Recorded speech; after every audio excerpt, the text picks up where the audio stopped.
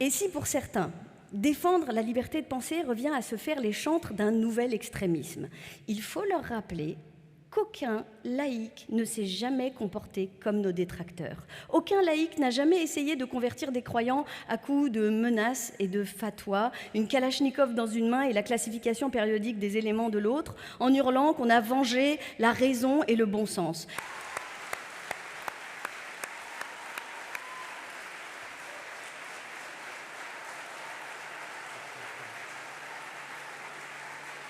Les mots qui reviennent le plus souvent dans la bouche de mes admirateurs, et pas seulement dans celle des communautaristes ou des petits bourgeois de gauche, qui m'invitent à faire preuve d'un peu plus de respect envers ma religion, sont les mots arabe de service, aram de service ou collaborette, jeu de mots. Autant d'expressions fleuries pour reconnaître mes qualités de bounty, de traître à ma race ou à mes origines, étant entendu que par origine, il ne parle pas de mes ancêtres cueilleurs de figues de Barbarie aux portes du désert, mais bien de mes origines musulmanes. Sachant que pour ces crétins d'obédiences diverses, la musulmanie est un pays et l'islam une identité. Un conseil, ne leur parlez jamais des colonisations arabo-musulmanes, ils ont déjà les fils qui se touchent, on risque le court-circuit. J'ai eu du mal à la dire, celle-là. Depuis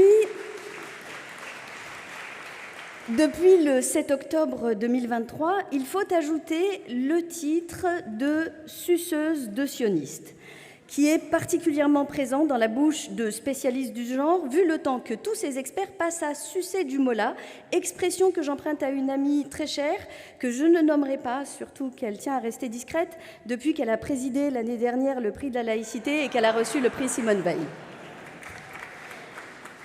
Bref, si je vous dis tout ça, c'est pas pour me faire mousser, mais simplement pour rappeler que toute prise de parole a un coût, et que si tous les défenseurs de la laïcité attendent pour commencer à parler que leurs détracteurs se taisent ou s'engagent à ne pas les attaquer, alors nous risquons d'attendre longtemps. Chacun d'entre nous se souvient de Charb, déclarant ici même qu'il avait moins peur des extrémistes religieux que des laïcs qui se taisent. Ce qui nous invite aujourd'hui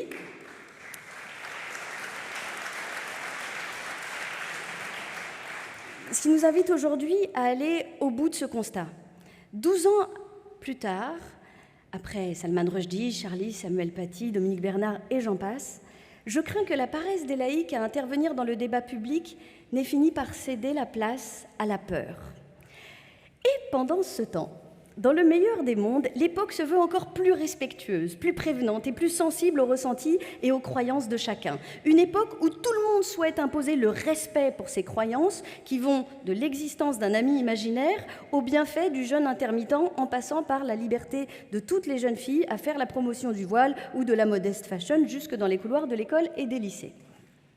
Il est temps de prendre la mesure du fait qu'entre la peur des uns et le respect des autres, l'époque offre une voie royale à tous les promoteurs du sacré. Le risque étant non seulement de ne plus pouvoir faire la moindre blague sur la très légère misogynie de Dieu et de ses adeptes, mais aussi de ne plus pouvoir parler de toilettes sèches, de naturopathie, de Greta Thunberg ou de pain sans gluten, de peur de blesser toutes les victimes d'intolérance au gluten qui, comme chacun sait ici, est une maladie extraordinairement répandue entre la place de la Bastille et la porte de Montreuil.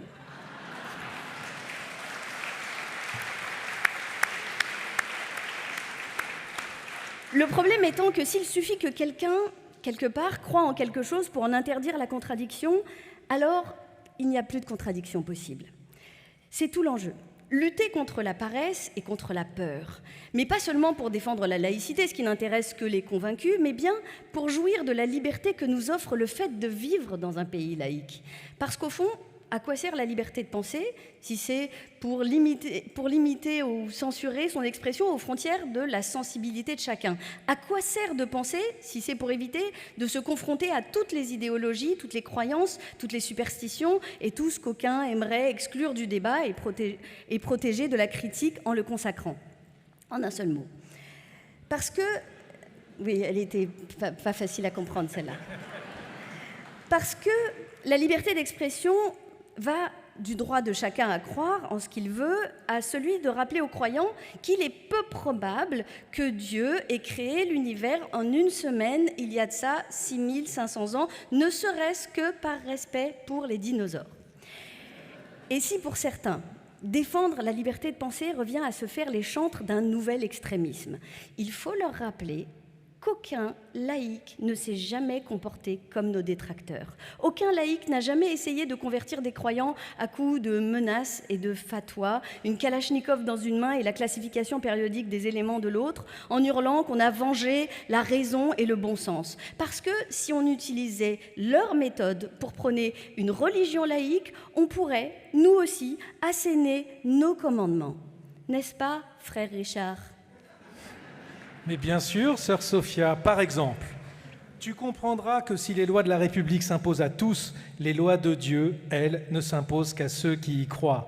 Tu respecteras mon si précieux droit d'emmerder Dieu, conformément à la loi de la République. Tu considéreras que le droit de prier ne peut interdire celui de penser, parce que tu comprendras que le droit de chacun de galéger en rond à quatre pattes ou les bras au ciel ne peut exister sans le droit de chacun de leur rappeler qu'il galège. Tu n'invoqueras point le mot respect à tout bout de champ, et en particulier pour faire taire ceux qui ne pensent pas comme toi. Et surtout, tu accepteras la critique de ceux en quoi tu crois. Tu chériras le droit à la caricature et à la liberté d'expression, sans laquelle toutes nos libertés disparaîtront.